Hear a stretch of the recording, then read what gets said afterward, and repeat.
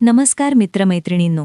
आज आपण हाडांची कमजोरी, गुडघेदुखी, कंबरदुखी आणि हाडांतून येणारा कटकट आवाज या अतिशय महत्त्वाच्या विषयावर माहिती घेणार आहोत.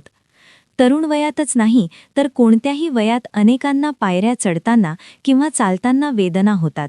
जर याकडे वेळेत लक्ष दिले नाही तर भविष्यात चालणे किंवा उभे राहणेही कठीण होऊ शकते.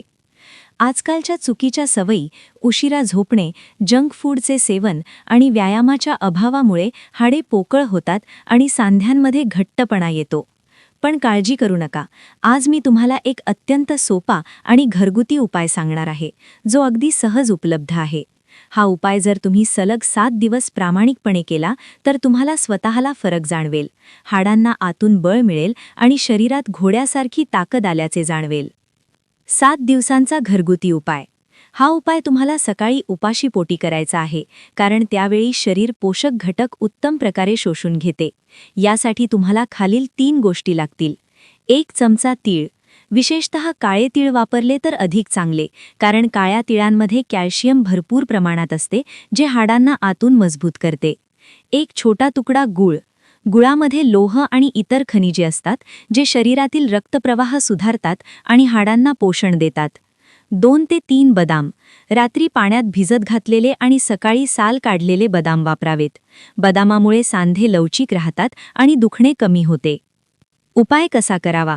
सकाळी उठल्यावर काहीही न खाता सर्वात आधी तीळ आणि बदाम नीट चावून खावेत आणि त्यानंतर गूळ खावा.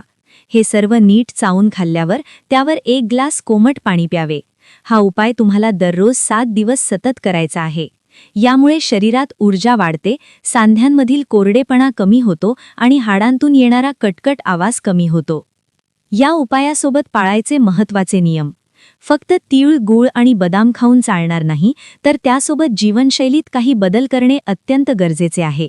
सूर्यप्रकाश. दररोज सकाळी कमीत कमी 15 ते 20 मिनिटे सूर्यप्रकाशात बसण्याची सवय लावा, कारण सूर्यप्रकाशातून मिळणारे घटक हाडांना कॅल्शियम शोषण्यास मदत करतात. हलका व्यायाम. दुखत असताना पूर्ण विश्रांती घेण्याऐवजी हलके चालणे किंवा साधे ताण देणारे व्यायाम करा, जेणेकरून सांधे कडक होणार नाहीत आणि रक्तप्रवाह सुधारेल. पाणी आणि आहार. शरीरात पाण्याची कमतरता भासू देऊ नका. दिवसभरात पुरेसे कोमट पाणी पिण्याची सवय ठेवा. आहारात हिरव्या पालेभाज्या, दूध आणि इतर पोषक पदार्थांचा समावेश करा. चुकीच्या सवयी टाळा. जास्त वेळ एकाच जागी बसून राहणे, वाकून काम करणे आणि अचानक जड वस्तू उचलणे टाळा. तसेच थंड पाणी आणि जास्त तेलकट किंवा जंक अन्न टाळा. विशेष सूचना. ज्यांना मधुमेह आहे, खूप जास्त शुगर आहे किंवा इतर गंभीर आजार आहेत, तसेच लहान मुले आणि गर्भवती महिलांनी हा उपाय सुरू करण्यापूर्वी तज्ज्ञांचा सल्ला घ्यावा. हा उपाय सलग 7 दिवस केल्यानंतर तुम्हाला शरीरात हलके वाटू लागेल, गुडघ्यांमधील वेदना कमी होतील आणि कंबरदुखीत आराम मिळेल.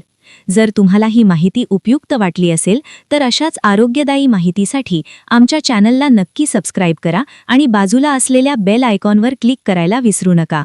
धन्यवाद.